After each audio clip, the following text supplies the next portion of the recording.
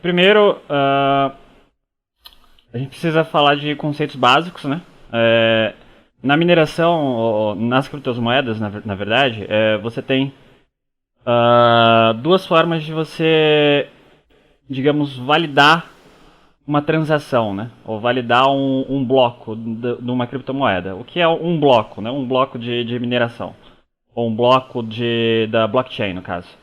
A blockchain, ela é uma rede, é como se fosse um grande livro-razão, né? Um livro-razão com um monte de coluna que fala, por exemplo, isso pertence à carteira de tal pessoa, isso pertence à carteira de tal pessoa. E a geração de um bloco novo na blockchain, ele é sempre ligado ao bloco antigo, né? E para que esse bloco seja registrado e digamos, semeado através da rede da blockchain, de cada moeda ou outras formas de aplicação de blockchain, você precisa de alguns critérios de validação, né? No caso do Bitcoin, por exemplo, que foi a criação da blockchain, a primeira forma de validar essa grande tabela no Excel aí, que fica distribuída através dos nodes, foi a criação do Proof of Work. Proof of Work é basicamente assim, você tem um algoritmo e você tem um monte de computadores, né? O potencial, é melhor falar potencial de computação competindo entre eles para saber quem vai conseguir descobrir o próximo bloco primeiro, entendeu? Nesse processo, você também acaba validando as transações, né? Então você é remunerado pela rede por realizar esse trabalho de mineração, né? De validação de transação e mineração. Então, você ao mesmo tempo está fazendo com que a rede gire, você está criando novas moedas e você está validando as transações das pessoas, né? É como se fosse, eu costumo dizer que é como se fosse você colocar o seu computador para fazer parte de uma rede de banco, né? Só que ao invés das validação das transações serem num super data center central, ele é distribuído através de uma rede.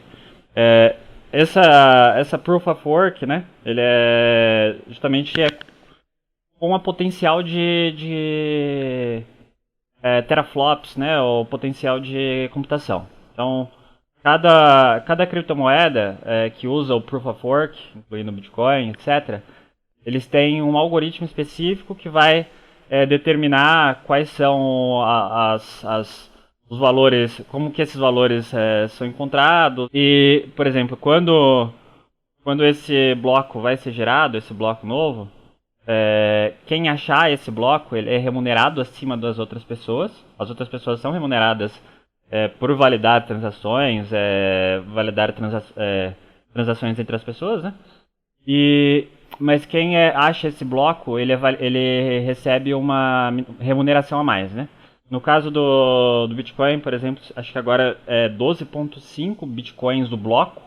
E esse bloco, ele tem lá no próprio algoritmo, ele tem uma série de definições que vai falar quantos blocos podem ser minerados em um período de tempo até que a mineração do Bitcoin acabe lá pra frente, né? A maior parte do Bitcoin, por exemplo, no caso do Bitcoin, né, que ele é uma moeda que tem uma delimitação de quantidade e uma forma específica de como esses blocos vão ser minerados, né? Os blocos vão caindo pela metade de tempos em tempos. Você tem um monte dessas coisas já colocadas dentro da criptografia, né? No caso do Bitcoin, ele tem um monte de problemas, né, relacionado ao Proof of Work, que é os problemas de escalabilidade, de uso de energia, né? Então, porque quanto mais potencial de capacidade de processamento você precisa, mais você vai precisar de computadores, né? Isso vai gerar gastos de energia, né? Basicamente é isso. Então, o Proof of Work ele é uma forma de validação que ele de forma, se a gente for olhar pela eficiência de energia, ele é pior. Mas O Ethereum, por exemplo, depois eu vou falar mais disso, mas o Ethereum ele é Proof of Work hoje. Você é remunerado ali por... Você cria moedas, né? Você cria blocos e tal, mas você também é remunerado pelas transações com o seu potencial de processamento, né? Por exemplo, aí tem o seguinte, quando um bloco novo sai, quando alguém na rede descobre um bloco novo, essa pessoa registra esse bloco e daí todas as outras pessoas que estavam tentando buscar esse bloco também, elas olham esse bloco que foi registrado e elas conseguem automaticamente validar esses blocos, como se fosse uma senha, né? Como se fosse uma senha e contrassenha, senha e contrassenha.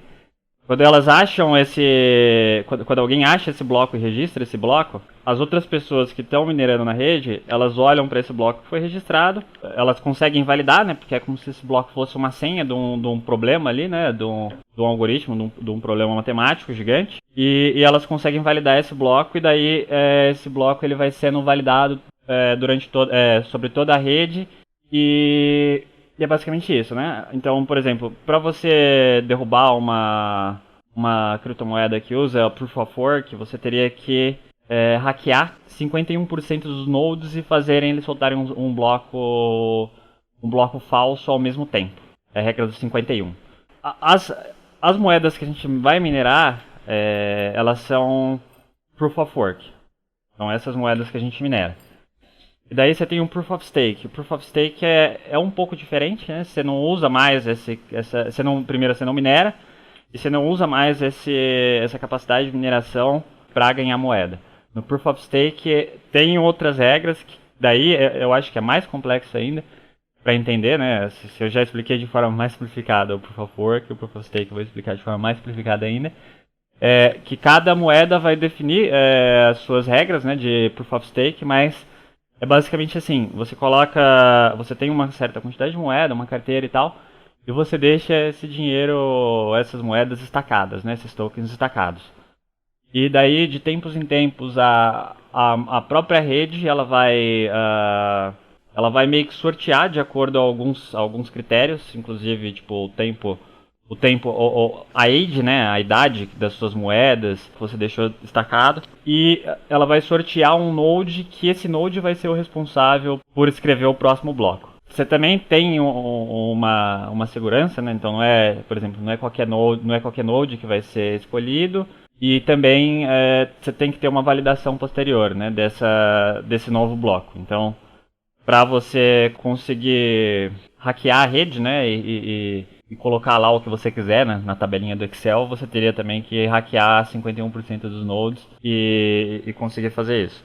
O que importa, no Proof of Stake, no caso, você ainda consegue ganhar algum dinheiro por validação de transação, só que você não vai minerar propriamente dito, tá?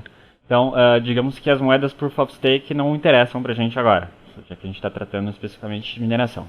Aí, muitas pessoas perguntam, e a mineração de Bitcoin? Porque, enfim, é a mais famosa, é a primeira e talvez seja a mais durável aí com o tempo, mas você tem que pensar na mineração do ponto de vista puramente de investimento. Esquece paixão com moeda, esquece que você acha que uma moeda vai cair ou não. Claro que você pode considerar isso, mas você tem que perder essa paixão, né? Você tem que pensar simplesmente quais são as barreiras de entrada, né? Por exemplo, o que eu consigo investir hoje, quais são os riscos. Por exemplo, no caso da mineração, tem a questão principalmente da energia, né? Do consumo de energia. Aqui, por exemplo, eu coloquei o Antminer S19 Pro, que é uma das melhores máquinas de mineração de Bitcoin. No caso do Bitcoin, você minera ele com ASICs miners. Daí ele gera lá os seus terahashes aqui, aí tem eficiência, por exemplo, em Joule, tá vendo? A eficiência é o que vai contar muito numa mineração de Bitcoin. Você precisa ter energia barata e eficiência nos equipamentos. Agora, por exemplo, para você começar numa máquina relativamente nova de Bitcoin, você vai ter que investir $9.700 para começar. E daí, por exemplo, como ela é um tipo de mineração que depende muito da eficiência da máquina e do custo da energia, você vê muitas poucas pessoas CPFs, né, investindo em mineração de Bitcoin no Brasil. Então, eu vou deixar meio que de fora, mas depois, se alguém tiver alguma dúvida no final, eu posso responder. Mas por exemplo, eu vou falar basicamente dos prós e dos contras, assim, de uma mineração de Bitcoin com ASICs, né, que é o único tipo de máquina hoje em dia que minera isso.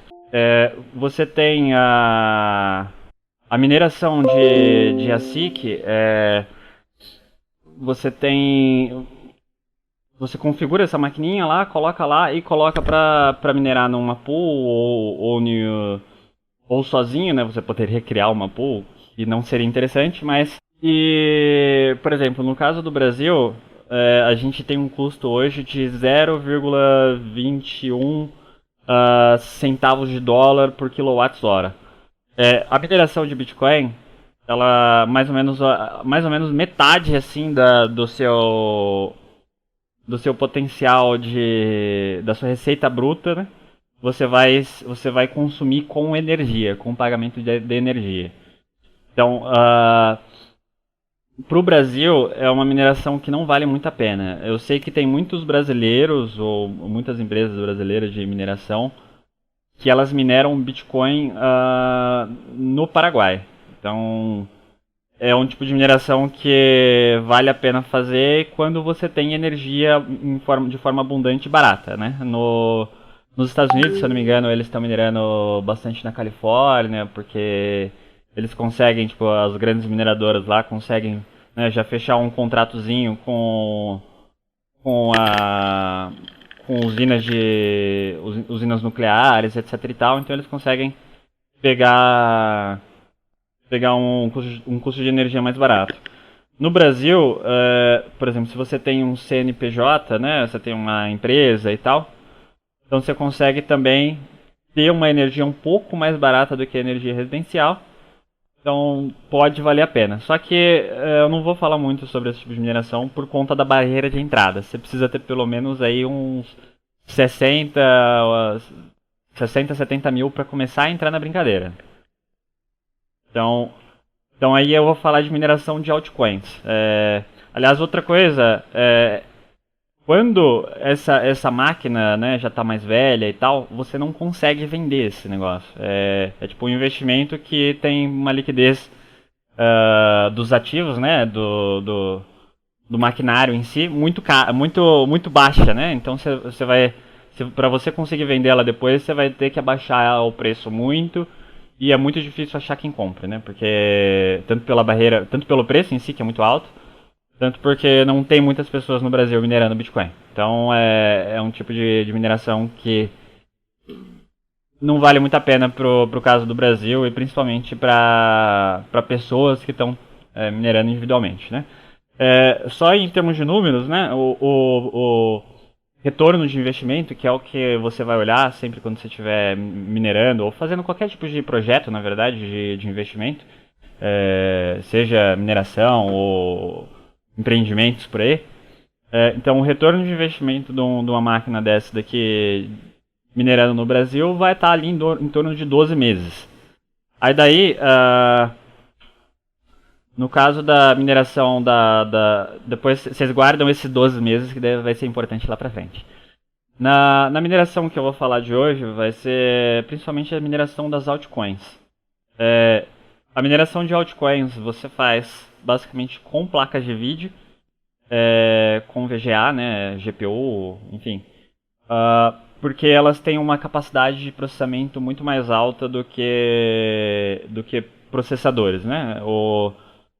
Básico de hardware, né? Você tem o computador, ele tem muitos tipos de microprocessadores ali e tal, mas hoje em dia você tem dois principais processadores. Você tem o processador em si, né? O Intel AMD ali que a gente conhece, o i7, i3, enfim, e as suas gerações, o Ryzen no caso da AMD. E você tem a GPU, né? Graphic Processor Units. No caso, a GPU ela é um tipo de processamento, né? É um tipo de chip que ele é especializado em um tipo de processamento.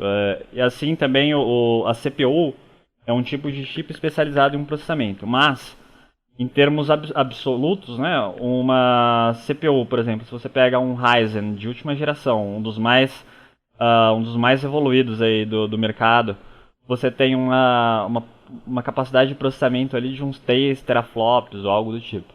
Se você pega uma placa de vídeo top do mercado, você tem uma capacidade de processamento de 30 ou 35 teraflops, tipo uma RTX 3090. Então, a eficiência da mineração com placas de vídeo é muito maior, né? Hoje em dia, não vale a pena você minerar com processador, você vai ter prejuízo porque a eficiência, né, o consumo que ele vai gerar para conseguir calcular, fazer os cálculos e gerar as moedas, né, tá ali trabalhando na pool, vai ser maior do que os lucros, do que a receita bruta, né? Então você vai ter um O gasto de Gueric, energia muito alto. Ué, só tem uma coisa, né, que eu acho que até um disclaimer ou alguma coisa assim. Quando eu vou rodar os meus jogos, né, por exemplo, eu tenho aqui o CPU, né, com um PC gamer, sim. eu fui conectar um monitor no lugar errado, entendeu? Porque eu tinha que conectar em Ah, outro meu lugar para poder Deus. pegar da placa de vídeo. Eu sei o que você fez. Aí eu fui abrir o jogo, meu PC quase explodiu. Né? Aí É, eu vi que tava usando meu processador para poder rodar o jogo, não a placa de vídeo, né? isso. E até porque o processador não tem essa capacidade de rodar um jogo, né? Não tanto quanto uma placa É, de vídeo, né? na verdade, o processador em si, ele não tem capacidade, tipo, nenhuma, assim, ele não consegue, hoje em dia, rodar praticamente nada. Você precisa de uma placa de vídeo integrada. Então, os processadores, hoje em dia, a arquitetura deles, ele tem lá o processador e tal, bonitinho, e junto dele ele tem um outro chipzinho, que é um chip de GPU, só que menor e tal, que é integrado no mesmo chip e daí você consegue rodar. Mas o processador em si ele não consegue fazer. Mas o processador, tipo, saindo um pouquinho de mineração, indo para hardwares, que é importante pro assunto da mineração, você entender um pouquinho de hardwares. Se você pega um processador, você vê, ele tem uma arquitetura que ele tem 1 a 4 núcleos, ou tipo no máximo ali 8 núcleos nos PCs de uso pessoal, né, que a gente usa. Os PCs de uso profissional, de renderização, de estúdios de renderização de cinema, etc., eles já têm até, sei lá, 64 e já tem modelo da AMD saindo para 128 núcleos. Só que, por exemplo, a forma que os programas são programados, né, eles precisam de um fluxo único ou de um fluxo duplo. Tipo, até a maior parte dos programas eles são otimizados no máximo até para 4 núcleos, né? Então você precisa de núcleos ali. É como se fosse uma atenção, né? Você precisa de um núcleo que vai conseguir focar em uma coisa só. No caso da GPU, você tem, por exemplo, no caso das NVIDIAs, você tem os CUDA cores lá. Então você tem, tipo, numa única GPU você tem tipo 2080 núcleos, 2024 núcleos, 1700 núcleos e assim vai. Só que, por exemplo, para processar imagem, etc e tal, o pessoal, principalmente se você pensar em pixels, né, mais ou menos assim, o fluxo de trabalho consegue ser separado entre esses núcleos e ele consegue gerar uma imagem, né, renderizar, gerar uma imagem de forma eficiente. Se você fosse colocar um programa padrão para rodar num núcleo desse daí, é muito difícil você programar um negócio desse. Se você vê os supercomputadores, por exemplo, na minha faculdade, você tem lá um supercomputador que ele tem, sei lá, tipo 3.000 núcleos com uma capacidade de processamento absurda. Só que você só vai conseguir rodar programas feitos específicos para rodar naquele tipo de processador, né? Então você não vai conseguir colocar qualquer coisa para rodar. No caso das criptos, tem algumas criptos, aliás, que se minera com processadores. Se eu não me engano, tem que confirmar, mas se eu não me engano é a Monero. Eu acho que é a Monero ou é a Cardano, é uma das duas. Não, eu acho que deve ser Monero. Que se minera com processador, mas a grosso modo todas as placas, todas as criptos você minera com placa de vídeo. Quando você está minerando com placa de vídeo, a vantagem de você minerar, por exemplo, altcoins, a minerar bitcoins, é que você pode transicionar esse equipamento, tipo, literalmente em menos de um minuto você consegue transicionar de uma moeda para outra, entendeu? Então, você está minerando ali Ethereum, você fecha o programinha que está minerando Ethereum, dá 2 cliques no programinha que vai minerar Ergo e você passa a minerar Ergo. Então, em termos de variação, né, de aproveitar oportunidades, eventuais oportunidades, ou então de continuidade das placas mesmo depois que uma moeda para de ser minerável, no caso da Ethereum, por exemplo, que está programada para parar de ser minerável no máximo aí um ano, você consegue transicionar essas placas para trabalhar com outros tipos de moedas, né? Então, e eu acho que o mais importante para gente, né, pessoas comuns, digamos assim, é que você consegue investir num equipamento desse com uma barreira de entrada muito baixa, tipo a partir de 3 mil, eu diria que dá até menos, você consegue entrar até com 1.800 e tal, mas em termos de eficiência e segurança de investimento, as placas que você consegue investir hoje que valem mais a pena são a partir de 3 mil, por conta dos custos de energia e etc e tal. Mas a partir de 3 mil você já consegue entrar nesse mercado de mineração de bitcoins.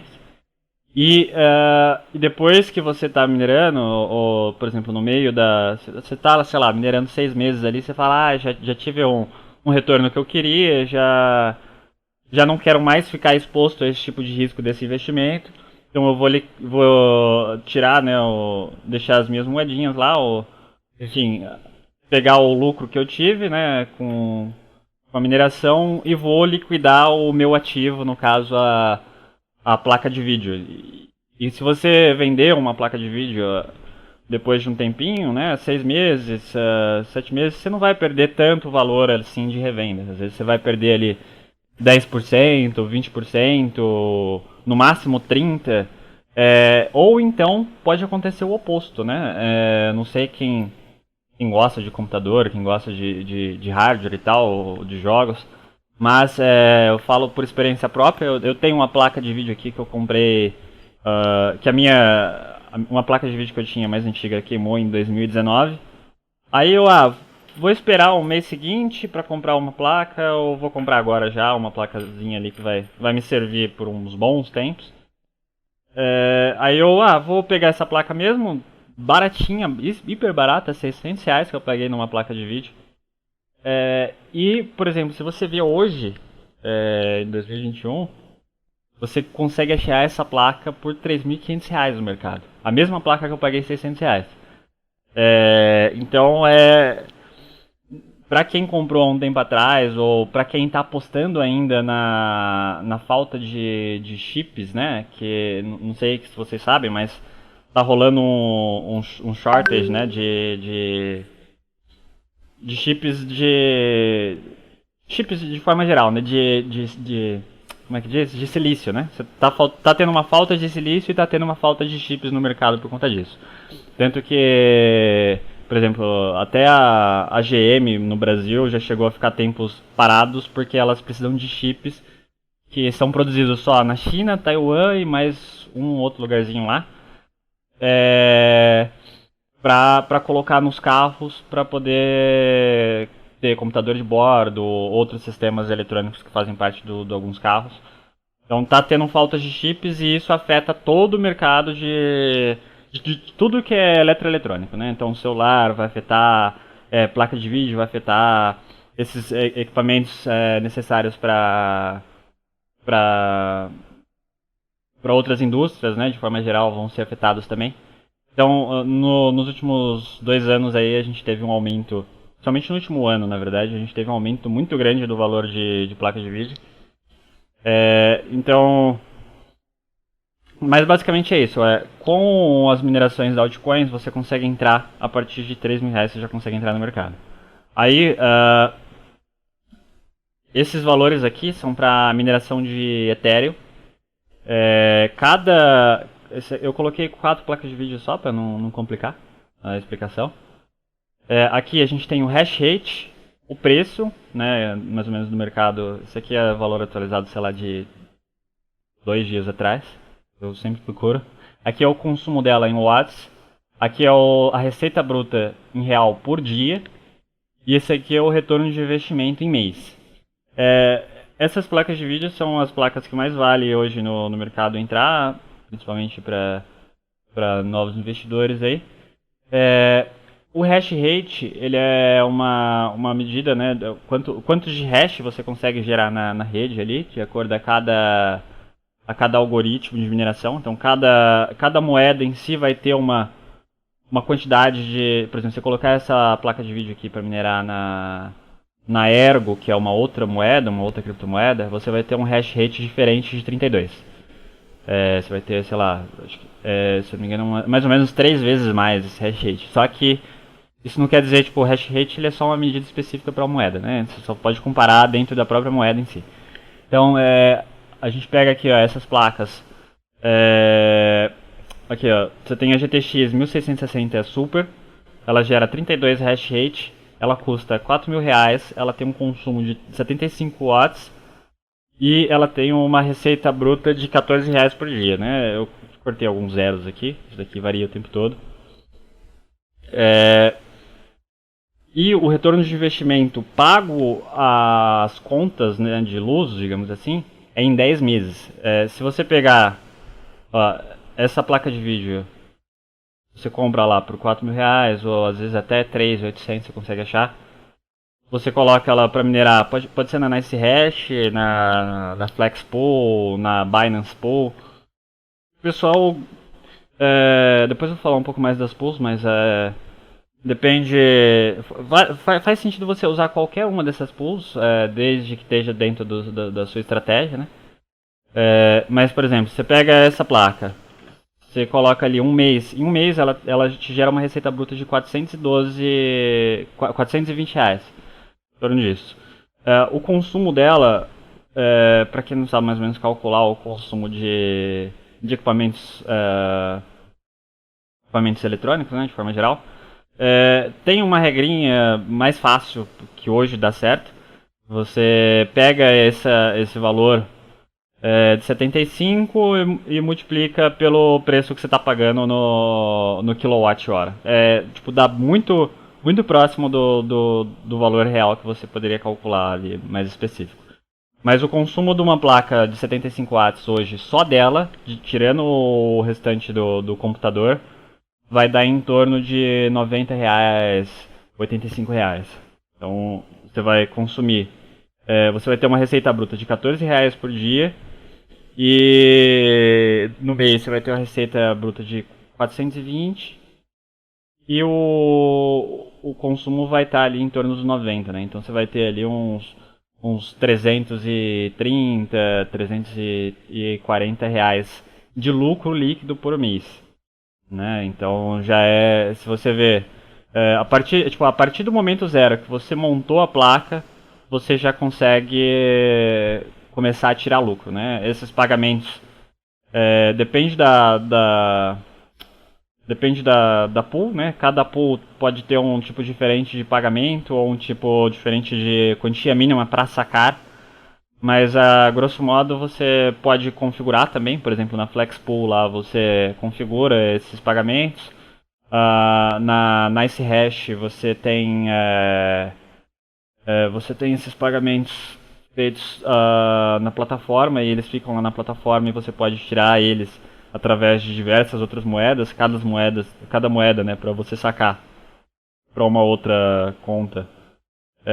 Você tem uma taxa mínima e algumas taxinhas, mas nada muito expressivo, né? Agora, concentrando no que importa, de fato, é o retorno de investimento, né?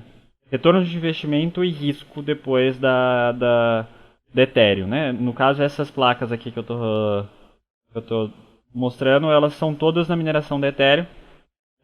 Na mineração da Ethereum, se a gente for pegar hoje, a RTX 2060 está valendo bastante. E a 1660 são principalmente essas duas que a galera tem escolhido. Mas, por exemplo, você pode escolher uma RTX 3060. Eu vou explicar rapidamente o que significa esse LHR. Teve um negócio da Nvidia que enfim, ela criou, na verdade, ela criou uma desculpa para bloquear, colocar uma limitação de hash rate, né? HR de hash rate nessas placas de vídeo da RTX 3060 para cima, né? 3060, 3080, 3060 Ti, 3070, 3090 não tem LHR. Mas ela arrumou uma desculpa lá para colocar isso. A galera conforme o preço, né, das placas estava aumentando, a galera gamer achou que isso ia fazer com que os preços da placa de vídeo abaixassem. No fim das contas, não resolveu.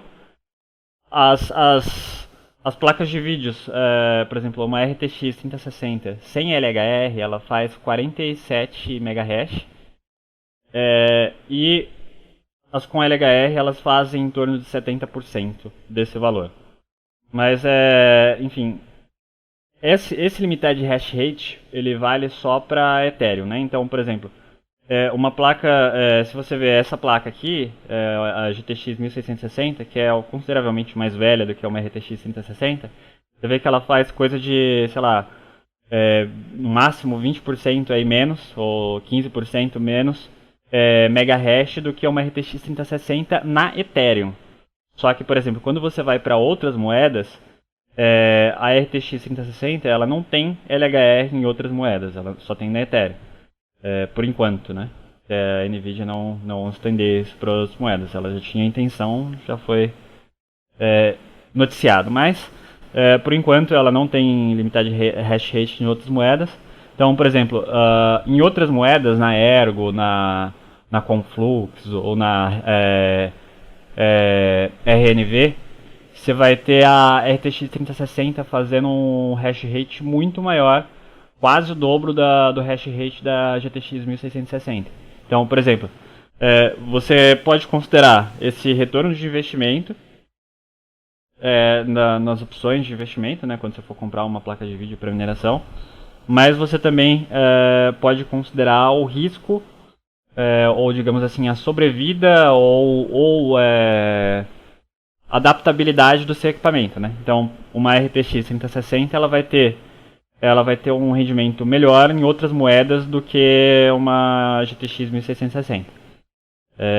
Então, esse daqui é basicamente o retorno de investimento para essas placas. Eu posso passar depois para vocês uma lista com, sei lá, 40, sei lá, umas 20 placas de vídeo com hash rate, o preço que dá para achar no mercado. O lucro, o consumo, né, por dia, o lucro por dia, né, a receita de lucro por dia e o lucro bruto também, e o retorno de investimento, né, mas é basicamente isso. Aí, justamente isso que eu falei, o Ethereum, que é a principal moeda que a galera minera hoje em dia, ela vai passar de ser Proof of Work para Proof of Stake. Então, basicamente, ela não vai ser mais minerável, né? Então, vale a pena você pensar sempre na questão do risco, né? É sempre assim, se você pensar em qualquer forma de investimento, né? Se a gente for investir na bolsa hoje, você tem lá os fundos multimercados, etc e tal. Tem aqueles fundos que são mais arrojados, né? São mais, tem mais riscos.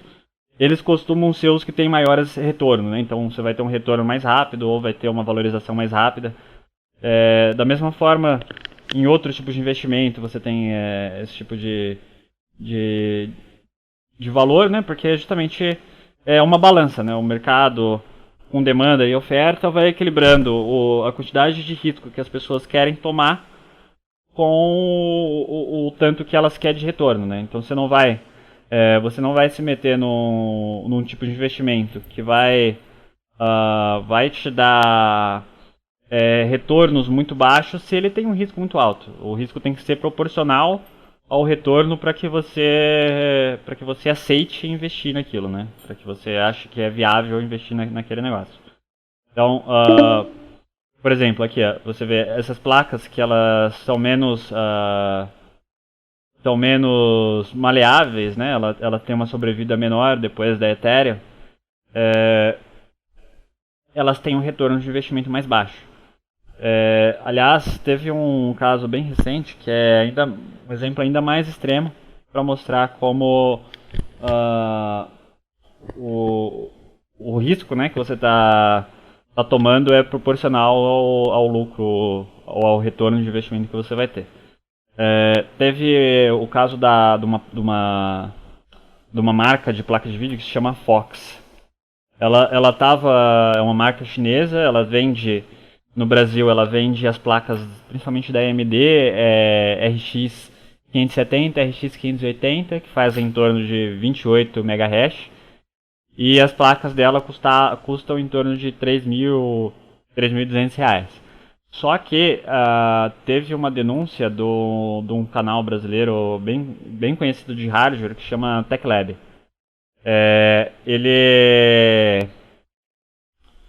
Eles abriram as placas, né? Eles compraram uma placa lacrada e tal dessa Fox, abriu ela e viu que ela estava usando chip usado de outras placas mais antigas, tipo o RX 470. Estava colocando esse chip antigo numa placa, num PCB. O PCB digamos, deixa eu ver como eu explico. Sabe, numa placa-mãe, você tem toda a placa mesmo, né? Todo aquele quadradão gigante.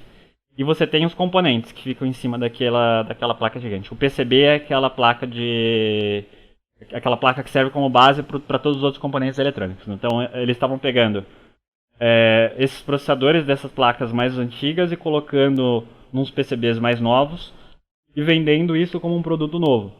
E houve denúncia lá e tal do TechLab.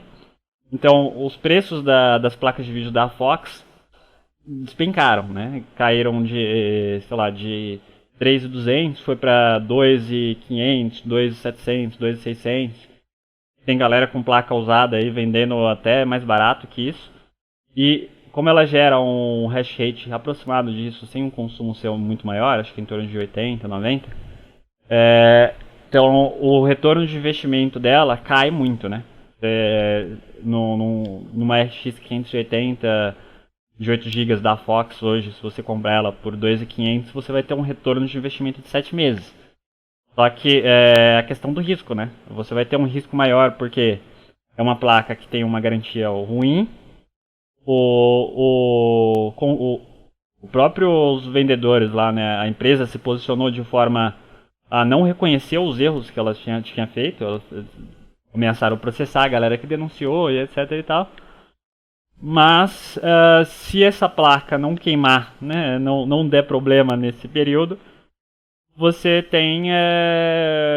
vai ter um retorno de investimento muito alto, né? É claro que isso é interessante talvez para quem está querendo diversificar. Imagina, você já tem uma série de placas de vídeo minerando ali num perfil mais conservador, numas placas que tem umas marcas, por exemplo, de placa de vídeo, como a Galaxy, que oferece garantia de 3 anos para a pessoa, então ela vai ter a garantia ali de 3 anos do fabricante. E nesse caso aí, você pode tomar esse risco e dar muito certo ou dar muito errado, né? Então, é sempre isso. Então, quando o Ethereum passar para ser Proof of Stake, a gente vai ter que migrar essas placas, né, essas minerações, ou esse hash power que a galera fala, para outras moedas, né? E daí eu vou para a parte de alternativas, né? O que vai acontecer, ou o que pode acontecer depois que o Ethereum acabar e a gente parar de minerar Ethereum. Que pode ser algo entre, 3 meses agora no futuro, ou 10 meses, ou até mais. Mas aí você pode, por exemplo, esse aqui eu peguei. A gente tem as alternativas, né? Se você não tem a mineração da Ethereum, você pode ver aqui, esse aqui eu peguei para uma RX 2060. Você tem todas essas outras placas, essas outras moedas. Com a revenue, a receita bruta, e o profit é retirado já os custos de energia, né? Então você consegue minerar todas essas outras moedas no caso da Ethereum acabar. Então você pode ter até uma diminuição ali no lucro, de coisa de 20%, 10%, mas tem alternativas, né? Então a mineração não vai acabar depois da Ethereum 2.0. Então, é justamente isso, né? Você tem que sempre estar ligado nesses riscos, né? Eu acho que a mineração, na verdade, ela tem um risco, mas o risco é muito menor do que parece. Você tem ali uma receita constante, né? Uma receita constante de moedas, e você pode também deixar esses ativos que você ganha na própria moeda ou movimentar isso para ouro, movimentar para real. E a ideia é você criar uma fonte de renda variável, né? Então, as pools que você tem hoje, a mais simples é a Nice Hash, que é a mais simples de configurar, etc e tal. Ela te remunera, você minera lá Ethereum, mas ela te remunera em Bitcoin. Você tem a Flex Pool, que é uma das que paga mais. Um pouquinho mais chatinho de configurar, mas não é tão difícil também. É muito simples achar alguns tutoriais de como minerar nela. Você tem a Binance, que é da Binance, no caso a corretora também, a Exchange, que é a mais conhecida, uma das pools mais conhecidas. Eu recomendaria pro investidor iniciante dar uma brincadinha na Nice Hash e depois talvez pular para Flex Pool. Rapidinho, alguém tem alguma dúvida? Eu sei que o conteúdo é muito denso, é muito complicado a princípio, mas se alguém tiver alguma dúvida, por enquanto. Eu tinha te perguntado que todos esses programas, essas pools, elas são programas que precisam baixar, né? Sim, é só baixar, por exemplo, na Nice Hash, literalmente, você baixa o programa, você cria a sua conta lá na Nice Hash, baixa o programa, coloca para executar e faz a configuração de overclock, no caso das placas de vídeo, né? Você consegue ver essas configurações no Google aí sem nenhum problema. Entendi, top. E você, hoje você minera com qual placa de vídeo? Eu estou minerando com uma RTX 3060 sem LHR e uma com LHR. A sem LHR ela está gerando em torno de 20, 25 reais por dia. Sem LHR gera uns 15, a com LHR gera 15 reais por dia. A parte boa da mineração é que literalmente, você configurou, você esquece. Você só monitora de vez em quando e você esquece que ela fica lá tranquilinha pra você... você pode dormir, enfim, vai estar tranquilo lá. Top. A gente vai fazer depois... Você consegue anotar, Ted? Não, eu já anotei aqui o... Tá. Eu vou fazer também, depois eu faço isso depois, eu já anotei aqui os nomes, aí depois eu faço sorteio e eu posto no Instagram quem ganhou, aí me contratam no direct, né, ou eu chamo a pessoa no WhatsApp mesmo. Legal, eu não sabia, eu pensei que o Felipe era da Student Service Brasil, legal, não é não, top. A gente vai fazer o sorteio entre que estavam os presentes depois das criptos aí que a gente vai sortear.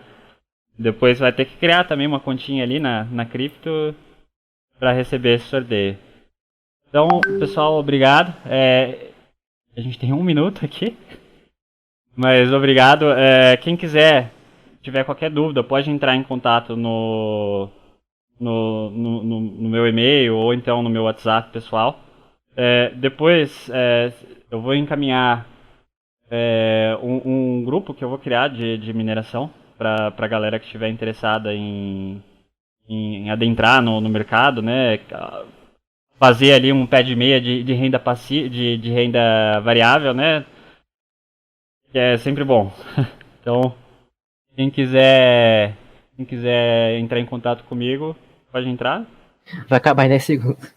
Vai acabar em 30 segundos. O relógio aqui já tá coisando. Então é isso, pessoal. Obrigadão, Gary. Quem tiver qualquer dúvida é só entrar em contato comigo e me perguntar, ok?